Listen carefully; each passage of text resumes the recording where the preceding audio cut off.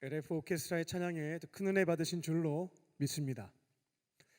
현대악기와 클래식 악기가 어울릴 것 같지 않지만 같이 함께 조화를 이루니까 참 아름다운 이런 하모니가 되는구나 라고 하는 것을 이렇게 지켜보면서 경험할 수 있는 시간이었는데요. 이를 통해서 얻을 수 있는 영적인 교훈도 있겠습니다. 교회에는 절대로 어울릴 것 같지 않은 사람들이 함께 모여 있습니다. 때로는 나의 소리가 크게 날 때도 있고 때로는 나의 소리를 줄여야 될 때도 있습니다. 그렇게 주 안에서 배려하며 소리를 내기 시작할 때에 하나님 보시기에 아름다운 합력하여 선을 이루는 그런 공동체가 될 줄로 믿습니다. 우리 오케스트라가 이렇게 연주했던 것처럼 저희들도 삶의 자리에서 내 곁에 있는 형제 자매들과 함께 배려하면서 합력하여 선을 이루어내는 아름다운 공동체 되시기를 주님의 이름으로 축원합니다. 여러분은 어디에 내어놓아도 그리스도인인 것이 팍팍 티가 나는 사람입니까? 학교에서나 직장에서나 우리가 교회 다니는 사람, 그리스도인이라고 하는 것이 티가 날 때가 있습니다. 회식 자리에서 저는 술 안 마셔요. 식사하고 담배 피우는 자리에서 저는 담배 안 피우는데요. 그리고 대화를 나누다 보면 욕을 잘 쓰지 않습니다. 누군가 험담하며 즐거워할 때 어색한 웃음을 짓고 있습니다. 그리고 일요일에 친구들과 함께 여행 계획을 잡을 때면 나는 그날 시간이 안 되는데, 나는 일요일날 시간이 안 돼. 이런 식으로 그리스도인이라고 하는 것이 티가 날 때가 있을 겁니다. 그래서 세상 사람들은 그리스도인이라고 한다면 저기 술 안 마시고 담배 안 피우고 욕 안 하고 험담도 잘 안 하려고 하고 일요일에는 도무지 만날 수 없는 사람들, 이렇게 규정하고 있는 모습도 있습니다. 그런데 우리가 믿는 예수님께서 2000년 전 팔레스타인 지역에서 유대인들 안에 있어도 예수님이 톡톡 튀는 분이었거든요. 예수님이 톡톡 튀었던 것은 술 안 마시고 담배 안 피우고 욕 안 하고 험담 안 하고, 그 당시에 안식일은 토요일이었기에 토요일에는 도무지 약속을 잡을 수 없는 존재, 그렇게 구별되었던 것은 아닙니다. 예수님이 2000년 전에 수많은 사람들 속에서도 톡톡 튀었던 것은 어디에 있었냐면 사랑입니다. 사랑이라는 것이죠. 예수님은 자신에게 찾아오는 사람이라면 어느 누구도 차별하지 않고 친구로 대해 주셨습니다. 그 중에서도 하나님의 뜻대로 행하는 자, 하나님의 뜻에 따라 하나님을 사랑하고 내 곁에 있는 이웃을 내 몸처럼 아끼고 사랑하는 자, 그렇게 사랑을 실천하는 자들은 친구를 넘어서 나의 가족으로 여기셨던 것이 예수님이셨습니다. 그렇게 인종과 지역과 재력과 학력, 나이와 성별 관계없습니다. 예수님에게 찾아오게 되면 다 친구가 되었던 것이고, 그 중에 뜻대로 행하는 자들, 그들은 가족으로 삼아 주셨습니다. 따뜻한 마음으로 그들의 아픔에 공감도 해주셨고, 신적인 지혜와 능력을 가지고 그들에게 발생한 문제에 대한 필요를 채워도 주셨습니다. 그리고 이제 도와주실 때는 성공한 사람이 실패한 사람을 동정하면서 굉장히 고압적인 자세로 봉투에다가 돈 딱 넣어서 탁 던져주는 이런 거 아닙니다. 가장 높으신 분이었는데 스스로에 대해서 가장 낮은 존재라고 여기고 계셨습니다. 자신을 사람들의 종이라고 정체성을 늘 생각하고 계셨다라는 겁니다. 그래서 제자들의 발을 씻겨주실 때에는 윗옷을 벗고 수건을 두르고 무릎을 꿇고 발을 씻겨주었죠. 이거는 그 당시에 실제 종들이 주인님께 했던 일들이었습니다. 그렇게 내 곁에 있는 사람들을 나의 주인이라고 여기면서 나는 종이라고 생각하면서 사랑을 실천하셨던 분이 예수님이셨습니다. 그러니까 그 당시에 톡톡 튀는 거예요. 이런 분이 없었거든요. 우리는 누구입니까? 예수님의 십자가의 대속의 은혜로 구원을 받은 사람들, 예수님의 삶과 가르침을 따라 지켜가는 그 발자취를 따라가는 예수님의 제자들입니다. 그러면 우리가 세상 속에 들어가게 되었을 때 어떻게 톡톡 튀게 되는가? 예수님의 발자취를 따라가고 있다라고 한다면 이 사랑이라는 모습 속에서 세상과 구별되는 것이, 야, 너 그리스도인이구나 라고 구별되는 것이 우리의 모습이다라는 것입니다. 그리고 또 우리는 언제 세상 속에서 톡톡 튑니까? 바로 중요한 선택의 기로에 놓이게 되었을 때 세상 사람과 구별되는 것이 그리스도인입니다. 세상에 살고 있는 사람들과는 생각, 가치관, 사고방식, 세계관, 인간관, 물질관 이런 것들이 다 다르거든요. 근데 평상시에는 잘 나타나지가 않아요. 근데 중요한 선택의 기로에 놓이게 되었을 때면 세상과는 다른 기준을 가지고 말하고 판단하고 행동하는 것이 그리스도인이다라는 겁니다. 그때 사람들이 보는 거예요. 중요한 선택의 기로에서 다른 기준을 가지고 살아가는 너희들, 너 예수쟁이구나, 예수를 따라 사는 사람이구나, 그리스도인이구나 라고 하는 것이 드러난다라는 것입니다. 오늘은 중요한 인생의 선택의 갈림길에 서 계신 예수님의 모습을 본문을 통해서 확인할 수가 있겠습니다. 오늘 선포되어지는 말씀을 내 인생의 중요한 이정표, 방향을 가르쳐주는 것이 이정표죠. 중요한 이정표이자 나침반으로 삼으시고, 완벽할 수는 없어요. 그래도 그 방향을 향해 걸어가는, 세상 속에서 구별된 그리스도인으로 살아가는 예수님의 발자취를 뒤따라가는 저와 여러분 되시기를 주님의 이름으로 축원합니다. 첫 번째로, 편안한 곳보다 불편한 곳을 선택합니다. 첫 번째 대지부터 부담이 팍팍 몰려오죠. 편안한 곳보다 불편한 곳을 선택할 때, 쟤네들 그리스도인이구나, 예수님 따르는 자들이구나 라고 하는 것이 구별된다는 것입니다.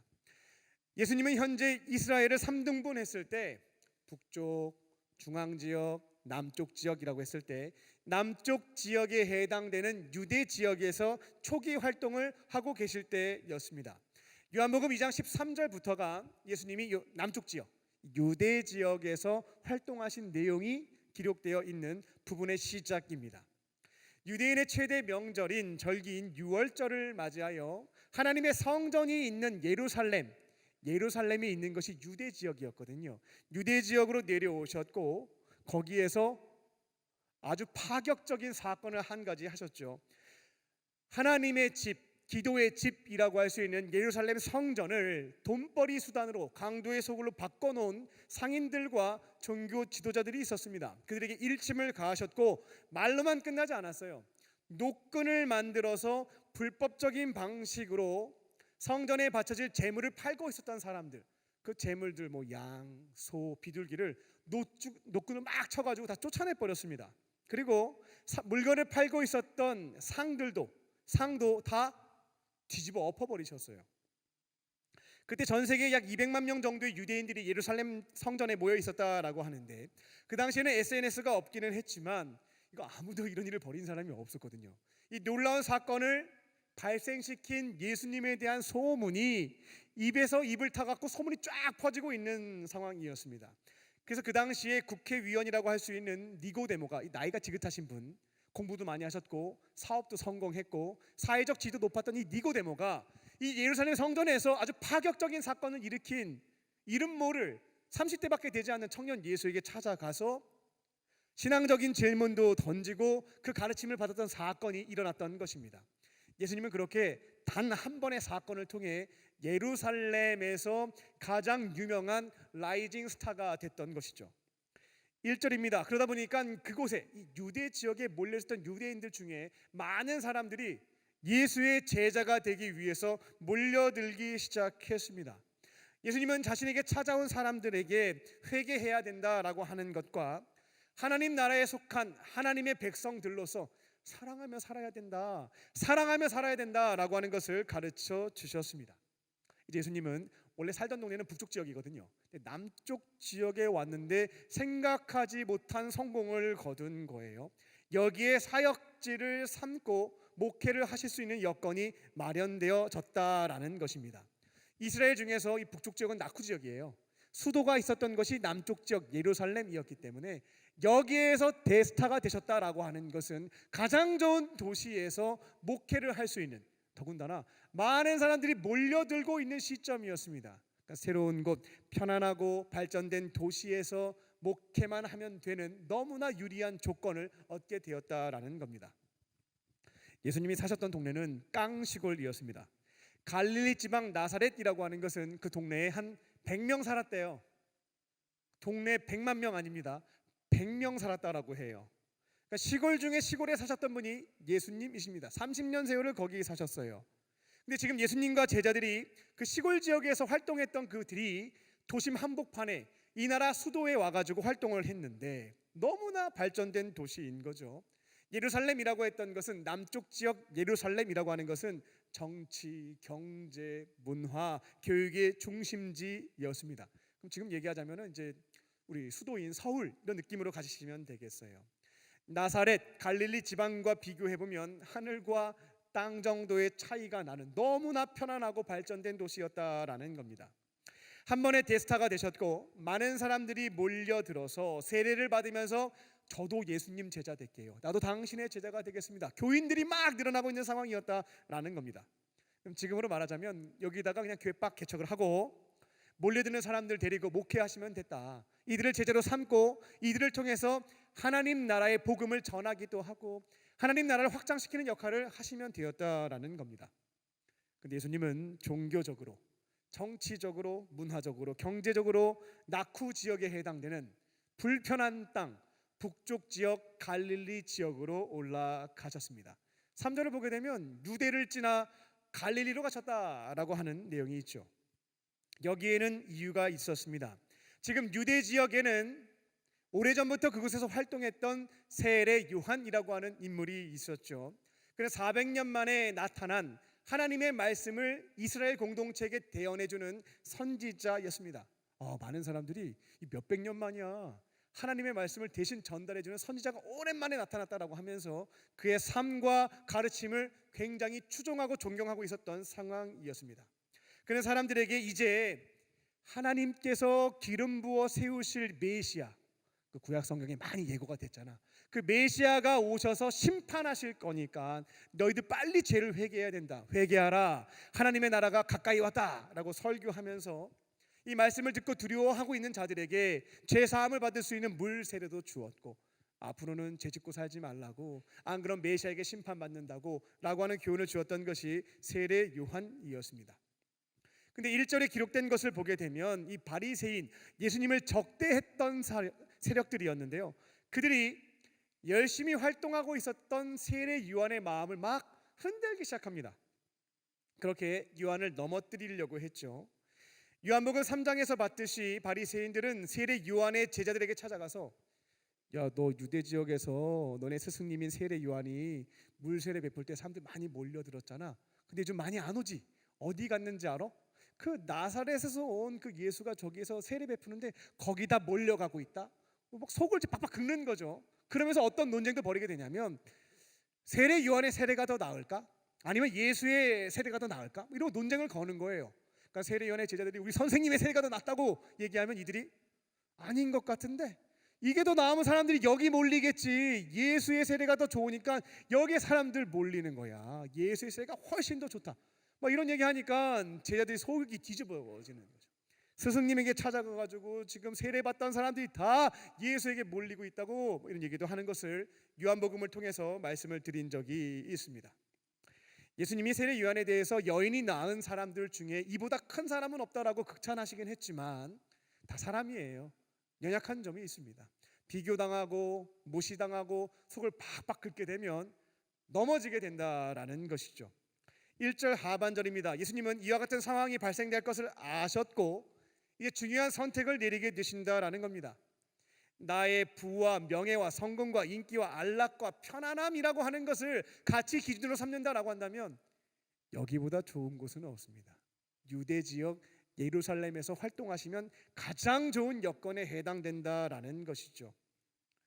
여기에서 목회할 것인가, 아니면 이곳은 이미 하나님의 부르심을 받고 세례 요한이 열심히 목회하고 있는 곳이니까, 그리고 여기는 많은 사람들이 사역하고 싶어하는 곳이니까 정치적으로, 경제적으로, 문화적으로 여러 면에 있어서 낙후 지역에 해당되는 사람들이 불편해서 잘 가려고 하지 않는 그 갈릴리로 갈 것인가, 이 선택의 기로에 놓였던 것이 예수님이었다, 그분의 제자들이었다라는 것입니다. 3절 말씀을 보게 되면 예수님은 깊은 고민을 하신 것 같지는 않습니다. 고민이 깊었으면 겟세마네 동산 가갖고 3번 땀방울이 피방울 떨어지듯이 기도했다 이런 내용이 있잖아요. 아마 그것 가지고 깊이 기도하셨을 텐데 크게 고민 안 하셨던 것 같습니다. 뒤도 돌아보지도 않고 편안한 곳보다 불편한 곳, 이 갈릴리로 선택해서 걸어가시게 됩니다. 우리가 살다 보면 인생의 중요한 선택의 기로, 갈림길에 서게 될 때가 있습니다. 그때 우리는 어디로 가야 되겠는가? 첫 번째 이정표가 되는 것이 오늘 본문의 말씀입니다.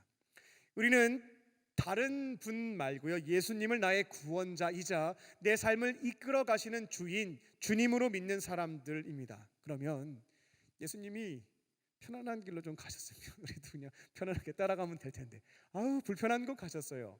예수님이 그 길로 걸어가셨다면 그분의 제자인 우리들은 편안한 곳보다 불편한 곳을 이정표로 삼고 걸어가실 줄로 믿습니다.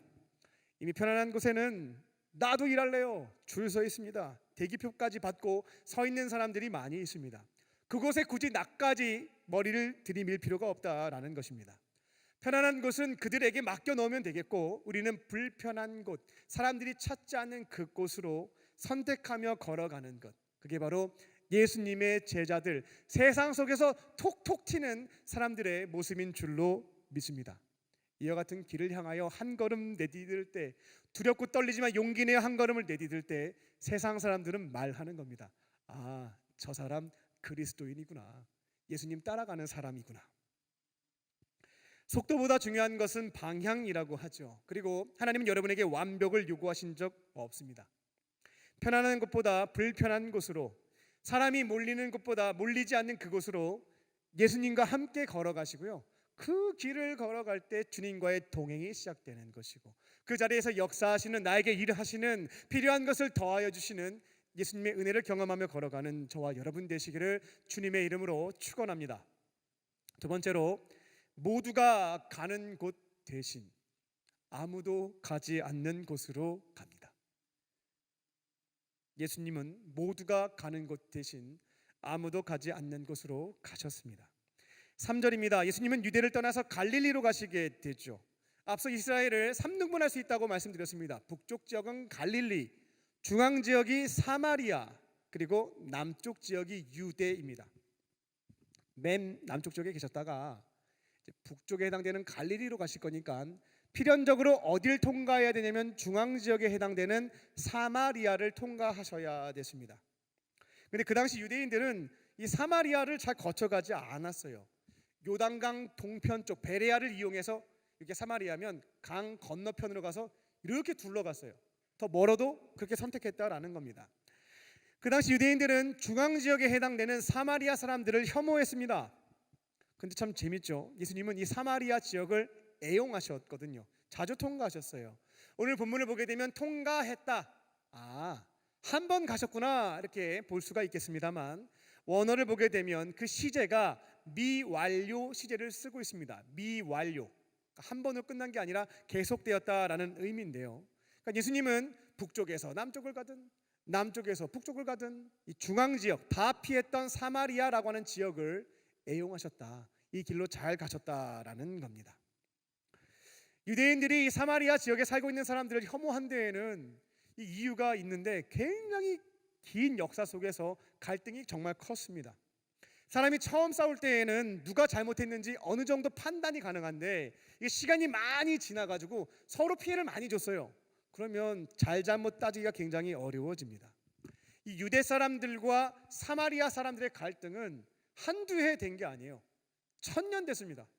1000년 동안 서로 미워하면서 피해를 주고받았기 때문에 이제는 누가 더 잘못했다라고 하는 것을 판단하기 쉽지 않은 상황이었다라는 거죠. 솔로몬 때부터 이제 문제가 생기거든요. 솔로몬 이후에 나라가 반으로 갈리게 되는데, 북쪽에 이스라엘, 남쪽에 유다, 이때부터 사이가 안 좋아지기 시작했습니다. 그리고 북쪽 지역의 수도가 사마리아였는데, 이 북쪽 지역 사람들은 이민족의 침입을 받고 피가 섞여버렸어요. 순수 혈통을 지키지 못하고 혼혈이 되었다라는 겁니다. 그러면서 문화와 종교와 이런 것들이 다 섞여버렸네요. 그러니까 남쪽 지역에 있는 사람들은 나라가 반으로 갈리면서 마음도 안 좋았는데, 이들이 순수 혈통도 지키지 않고 유일신 신앙도 지키지 않으니까 미워하기 시작했던 겁니다. 그리고 멸시하기 시작했던 거죠. 우리는 순수 혈통도 유일신 신앙도 잘 지켜왔다 라고 하면서 이들을 무시하고 혐오하고 경멸하는 모습들이 나왔다라는 거죠. 이후 시간이 더 흘러가지고요, 이 남쪽 지역에 있는 사람들이 무너진 예루살렘 성전을 지으려고 하는데, 그때 북쪽 지역에 사마리아 사람들이 와가지고 같이 짓자고 얘기하는데 싫다고 거절해버려요. 너희들은 안 돼. 너희들은 저기 이미 종교도 모든 게 다 섞여버렸기 때문에 하나님의 성전을 같이 지을 수 없어, 거절하거든요. 열받습니다. 그래가지고 성전 건축하는 것을 방해하여서 16년 동안 건축이 지연되는 사건도 발생하게 돼요. 1년 6개월이 아니라 16년 지연된다고 생각해 보세요. 얼마나 분통이 터지겠습니까? 그렇게 시간이 많이 흘러가지고요, 예수님 당시에는 사마리아, 중앙 지역에 있었던 사마리아 사람과 이 유대인들과의 관계가 너무나 좋지 않았습니다. 그래서 이 유대인들은 북쪽 지역을 가거나 북에 있는 사람들이 남으로 내려올 때 이 사마리아를 통과하지 않았어요. 하지만 예수님은 그곳을 통과하셨습니다. 자발적으로 찾아가서 그곳에서 활동하셨던 분이 예수님이셨다라는 것입니다. 왜 예수님이 사마리아를 통과하셨을까요? 아무도 가지 않는 곳이었기 때문에 그렇습니다. 아무도 가지 않는 곳이 있다라고 한다면 그것을 굳이 찾아서 자발적으로 가시는 분이 우리가 믿는 예수님이신 줄로 믿습니다. 우리가 그분의 제자라면 그 발자취를 따라 저기는 사람들이 가지 않는다, 아무도 가지 않는 곳이라고 한다면 우리의 시선과 발걸음이 그곳으로 향하게 될 줄로 믿습니다. 하지만 이 점을 유의하셨으면 좋겠습니다. 나는 예수님의 제자니까 나는 가정과 교회와 일터와 캠퍼스에서 아무도 가지 않는 곳이 있다고 한다면 제가 가겠습니다 라고 선포하면서 용기 있게 의욕적으로 그 길을 걸어가야지 라고 결심하는 것, 이렇게 이미 마음속으로 다짐하신 분이 있을지 모르겠는데요, 이런 일은 지향할 것이 아니라 지양하셔야 되겠습니다. 내가 나를 잘 알고 있는 것 같지만 나는 나를 잘 모릅니다. 내 능력도, 내 신앙도, 내 인격도, 내 체력도 사실 잘 모릅니다. 지금 당장에는 예수님이 걸어가신 아무도 가지 않는 그곳에 내가 가서 그곳에서 귀하게 사명과 역할을 감당할 수 있을 것이라 자부하지만 의욕적으로 손을 들고 갔는데 하루도 못 버티고 도망치게 되는 경우가 발생할 수 있다라는 거죠. 그래서 예수님이 걸어가신 길입니다.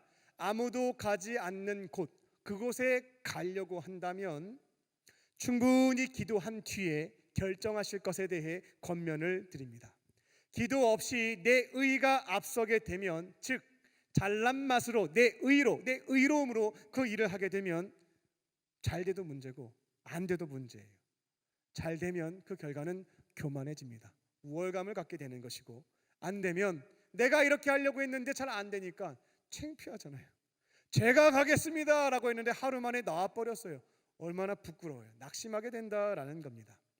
나보다 나를 너무나 더 잘 알고 계시는 하나님께서는 나의 인격과 성품과 신앙과 체력과 자원과 모든 형편을 다 알고 계세요. 하나님이 보시기에 지금 적절한 시기에 너가 아무도 가지 않는 그 곳에 가서 내게 주어진 역할과 사명을 감당하면 좋겠다라고 하면 내가 손들지 않아도 하나님께서 여러 통로를 통해서 기회를 주시게 됩니다. 그러면 저기 나보고 가라고요? 말씀하시게 되면 기도의 자리에서 분별해 보시고요, 판단과 선택을 내리게 되는 거죠.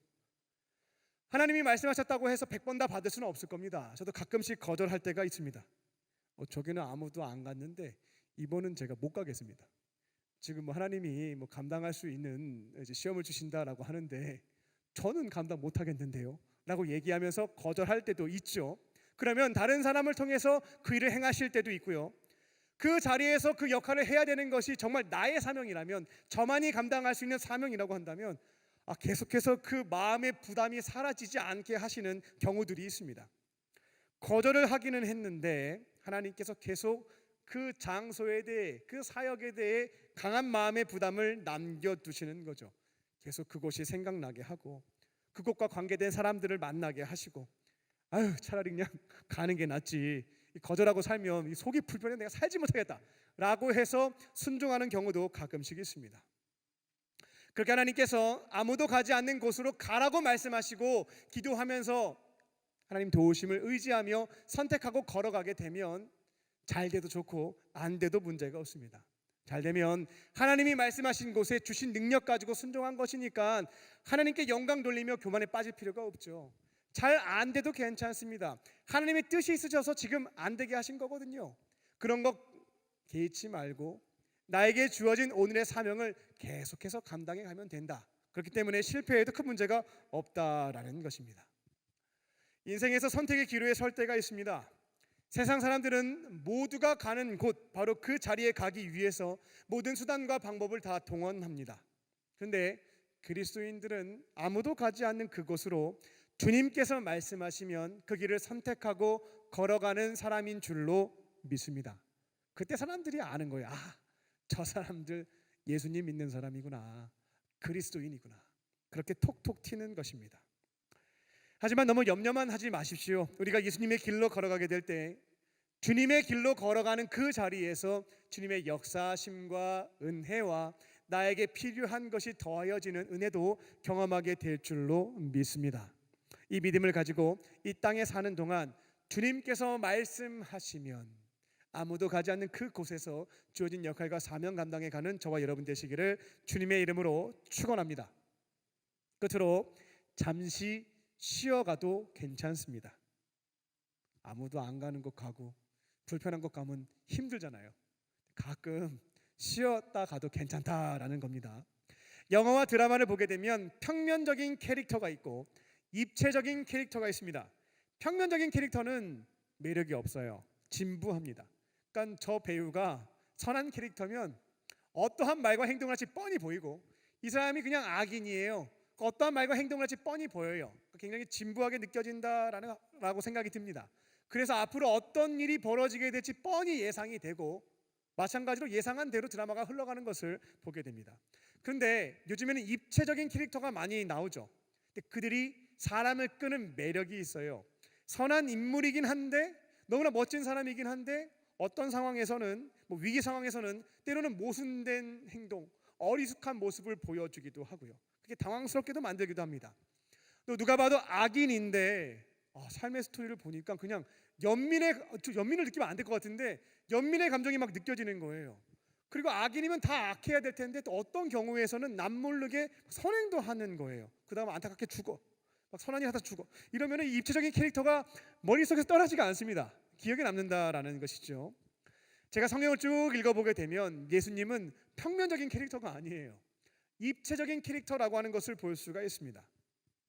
우리가 알고 있는 예수님에 대해서 한번 생각해 보겠습니다. 예수님은 40일 동안 광야에서 금식하신 분이에요. 몸도 마음도 다 지쳐버린 상황에서 마귀에게 3가지 시험을 받게 되는데 하나 흔들림이 없어요. 대쪽 같은 분입니다. 아무리 유혹을 해도 흔들림 없이 선포하고 물리쳤던 것이 예수님이십니다.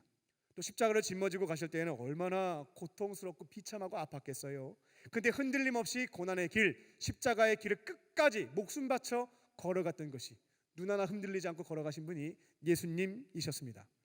예수님이 이처럼 평면적인 캐릭터라고 한다면 오늘 남쪽 지역에서 북쪽 지역으로 올라가는 도중에 사마리아에 잠시 머물게 되는데 쉬지 말고 목적지인 갈릴리까지 가셔야 됩니다.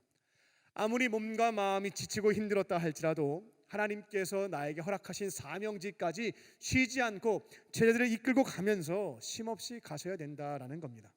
근데 예수님은 중간에 쉬셨습니다. 저는 이제 말씀을 보면서 이런 장면이 나오면 안도하죠. 주님도 쉬셨구나, 고맙습니다 고백도 합니다. 왜 쉬셨냐면 그 이유도 너무나 감사해요. 피곤해서 쉬셨습니다. 오늘 6절 말씀을 보게 되면 피곤해서 쉬신 거예요. 거기 중요한 사명이 있기에 잠시 머무셨다 이렇게 되면 또 부담이 막 몰려올 텐데 예수님 피곤했대요. 피곤해서 거기서 쉬셨다. 사마리아 여인을 구원하시기 위해서, 사마리아 지역에 하나님의 복음을 전하기 위해서 예수께서 쉬셨다 이렇게 되어 있지 않고 6절을 보게 되면 피곤해서 쉬셨다라고 말씀이 되어 있죠. 전 이런 예수님의 인간적인 모습을 볼 때마다 키득거리면서 웃습니다. 그리고 이 주님 너무 좋아요. 매력에 제가 홀딱 빠질 때가 있습니다. 슬픈 일이 있으면 천국 소망을 붙잡고 눈물을 다 거두어라 이렇게 얘기하시지 않고 때로는 같이 막 흐느껴 우세요. 죄를 짓고 그것을 모르는 사람이 있다면 그냥 다 품고 이해해 주는 게 아니에요. 때로는 이 거룩한 분노, 강단을 가지고 노금 만들어다가 막 쫓아내고 상을 뒤집어 엎기도 합니다. 굉장히 입체적인 캐릭터예요. 또 오늘은 피곤하시니까 오늘 못 가겠다, 더는 못 가겠다, 쉬자 말씀하셨다라는 거죠. 그리고 사마리아 여자가 가까이 오게 되었을 때, 물을 길러 오게 되었을 때 우리가 알고 있는, 뻔히 알고 있는 예수님이라고 한다면 여자여 왜 이 시간에 홀로 물을 길러 왔느냐, 안타깝구나, 수고하고 무거운 짐진 자여 내게로 와서 쉬어라. 그리고 이 무거운 거 어떻게 들고 왔냐? 물 어떻게 다 담겠냐? 내가 도와주겠다. 잠시 쉬어라. 뭐 이런 말씀 하실 거라고 기대가 되잖아요.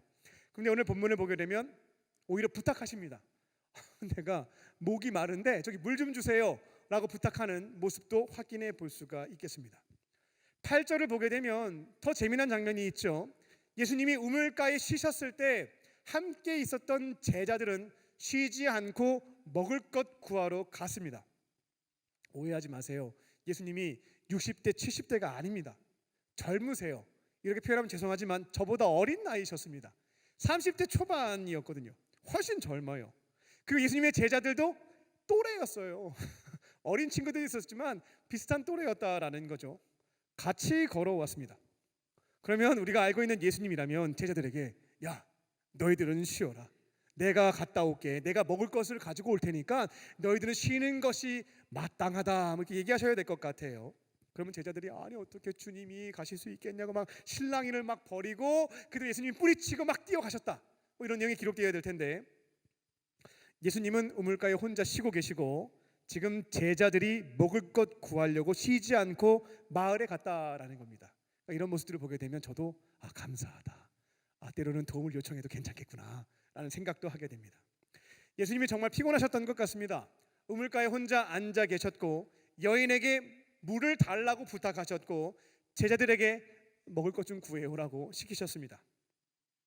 이런 점이 참 좋은 면인 거죠. 그래서 예수님의 제자들인 우리들도 늘 진지하게 장엄하게 전사하는 것만 아닙니다. 너무 힘들면 아무도 없는 곳에서 일할 때 힘들잖아요. 불편한 곳에 갔으니까 얼마나 불편하고 힘들어요. 그때 너무 힘들면 쉬어도 괜찮다라는 겁니다. 그리고 내 곁에 있는 사람들에게 늘 돕고 섬기는 삶을 살잖아요. 때로는 그들에게 나도 좀 도와주세요 말할 수 있다는 거예요. 물도 좀 주시고 먹을 것도 챙겨주세요. 밥도 한번 사주세요. 얘기할 수 있다는 겁니다. 항상 쉬고 항상 도움을 요청하는 것은 문제가 있겠지만 예수님께서 파송하신 그 자리에서 주어진 사명과 역할을 감당하다 보면 몸도 지치고 마음도 지칠 때가 있습니다. 불편한 것 같고 아무도 없는 것 같습니다. 사는 게 힘듭니다. 좀 쉬어야 되겠다 마음이 드는 거죠. 그때는 쉬는 겁니다. 쉼을 얻으셔도 됩니다. 그리고 내 곁에 있는 사람들을 섬기는 삶을 지금까지 걸어왔지만 이제는 나 좀 도와줘 라고 요청하셔도 괜찮다는 것입니다. 그렇게 내가 도움을 주었던 사람에게 때로는 도움을 받기도 하는 것이죠. 그렇게 쉼을 얻었다면 다시금 일보 후퇴를 했으니 힘을 얻고 이보 전진을 하는 것이 주님의 제자의 모습인 줄로 믿습니다. 예수님이요 이제 사마리아에서 잠깐 쉬신 다음에 거기에서 죄송합니다 퍼지신 것은 아닙니다. 이외에 이 여인에 대한 신앙적인 질문에 대한 답변도 주시고 이 여인을 사마리아 지역에서 최초의 하나님의 복음을 전하는 복음 전도자로 쓰임 받게도 하십니다. 그리고 그 지역에서 이틀간 머무시면서 그들에게 말씀을 가르쳐 주시면서 복음을 전하시기도 하시죠. 이처럼 잠시 쉬셨지만 이보 전진을 하신 것이 예수님이시구나라는 점도 기억하시면 되겠습니다. 말씀을 맺겠습니다. 우리가 세상 속에서 저분들 교회 다니시는 분들이구나, 그리스도인이구나, 예수님 믿는 사람이구나 구별되는 순간은 사랑을 실천할 때입니다. 하나님을 사랑하고 내 곁에 있는 이웃을 내 몸처럼 아끼고 사랑할 때 세상 사람들은 그리스도인이라고 하는 것을 보게 될 것입니다. 그리고 선택의 기로에서 하나님께서 말씀하신다면 의욕적으로 과욕 부리지 마시고요. 하나님이 말씀하실 때라고 한다면 기회를 주신다면 편안한 곳보다 불편한 곳으로 모두가 가는 곳 대신 아무도 가지 않는 그 곳으로 자발적으로 걸어가실 줄로 믿습니다. 가끔씩 힘들면 주변에 있는 사람들에게 힘들다고 얘기하고 도움도 구하시고 잠시 휴식도 취하고요. 중요한 것은 속도가 아니라 방향이고요. 하나님이 원하시는 것은 완벽이 아니라 충성이라고 하는 것도 잊지 마실 줄로 믿습니다. 그렇게 예수님의 길로 한 걸음씩 걸어가는 저와 여러분 되시기를 주님의 이름으로 축원합니다.